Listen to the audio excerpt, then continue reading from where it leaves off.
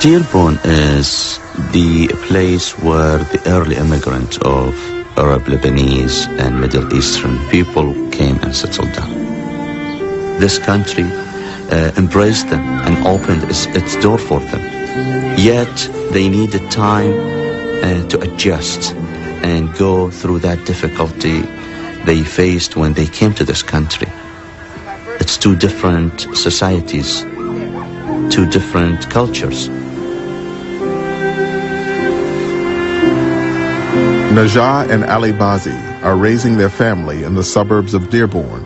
Their children are third-generation American Muslims. We're trying to combine the best of both worlds and give our kids the family values that our parents teach, and realize that they live in land in the United States which has many opportunities for our kids to prosper in. We still can't beat me. Okay, I'll beat you tonight. Can you? Can you shoot 5-0 from I the can same shoot spot? 5-0 from anywhere. 5-0 anywhere? Anywhere. Anywhere? Right now? Anywhere. Right now, let's go. Like many Dearborn families, the Bazis struggle daily to balance the sometimes conflicting demands of their faith and modern American society. Their daughter, Nadia, has decided to wear the hijab, or head covering, that was first worn by Muhammad's wives. Many Muslim women still wear the hijab as a sign of modesty and piety. And we're going to back you one way or the other. That's a given. Our daughter came to us and said, I've made a decision. And she's 16 now. And she said, I've decided that I want to wear hijab. I have no problem with him. The last time when you put it on, right? You made me take it off. No, I didn't make you take it off. I sort of persuade you thinking, trying to bring out the other end of the light of it, right?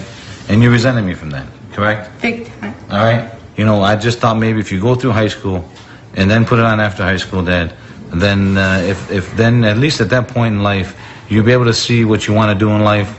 And that, because you understand something, you never know where you're going to be and where you're going to go in life. I mean, it's sure this hijab is accepted in our community here, and you may do well. You end up being a doctor, a lawyer, whatever, you'll be doing very well for yourself.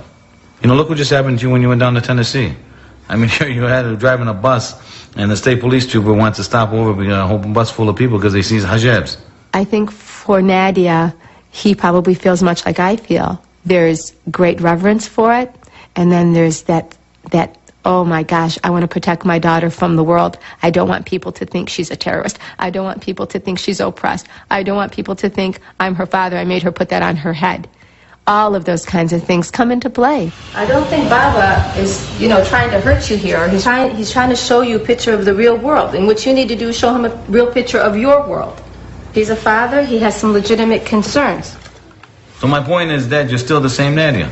Ali, maybe she's not done talking to you. No. If you've talked to her, give her a few minutes and then let her talk to you.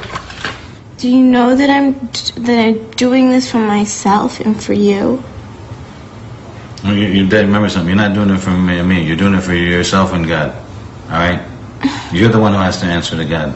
So do you. I will answer to God. Don't worry about it, Dad. I have my positives and my negatives in life, and I will answer to God. Don't worry about it. Baba, all that I do is a reflection of you. You're in good shape, man. You're in good shape, all right? So are we at peace? I never knew we were at war. Oh, Baba, he wasn't exactly thrilled when I wore hijab either. No, you weren't. I mean, neither was my mom and dad. I took it off after 2 weeks. I mean, it's natural, but you got to know what you want to do. If you want to do it, you're strong enough to do it. That's the end of it. There's going to be days where you probably are going to want to take it off. Some days are stressful. But I think you're strong. Muhammad tells you that, you should always give what's best for your daughter. And me as a father, I'm just trying to give my daughter the opportunity to be able to see life from a wider angle and a bigger perspective. All right? People would immigrate into different parts of the country, but what was interesting is that they would all manage to find their way into Dearborn, a great many of them. And the reason for that is because the mosques were in place. Dearborn's newest mosque will be the largest in North America. Like the first mosque in Medina, it is being built with help from the entire community. As you come around, as you're looking around this area. There's great feelings of ownership to the mosque when the community builds it. People are baking food. Every year they contribute between $50,000 to $100,000 to the income and the operating costs of our mosques. So we have the building of this mosque, kind of metaphorically, and the laying of the bricks, and this new foundation with all these new immigrants in Dearborn.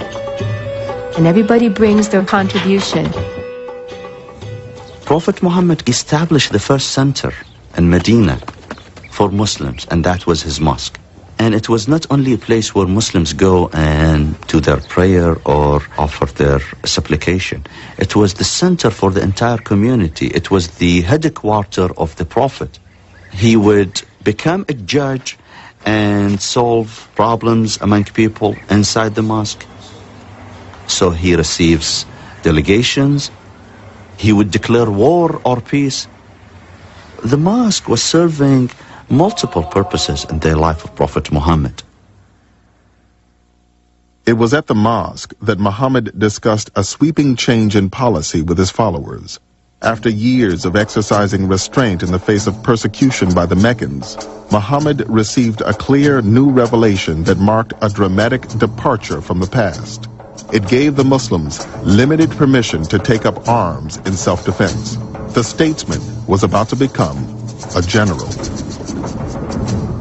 For 13 years, there's been no sanction to fight. Then a revelation comes that says those who have been removed unjustly from their homes and have been fought because of their religious beliefs are sanctioned to fight, to defend themselves. Killing is always abhorrent. The Quran makes it very clear about that. And the Quran says that it's always wrong to start a war, to be an aggressor. But persecution is worse than killing. When people have been driven from their homes or deprived of their basic human rights, or when an evil ideology comes into the world, sometimes, regrettably, it may be necessary to fight, and sometimes lives will be lost. Muhammad's first large military engagement occurred near the town of Badr, when 313 Muslims set out to surprise a caravan from Muhammad's own tribe, the Quraysh.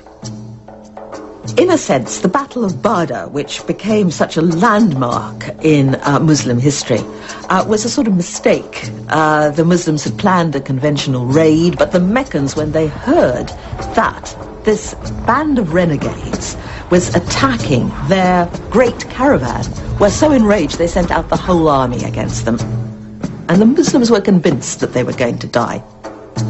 He never wanted to fight the Meccans. I mean, the Meccans are his people, his friends, his family. He wants to co-opt them. He wants to make them the key, if you will, to the new Islamic Ummah that he's trying to form.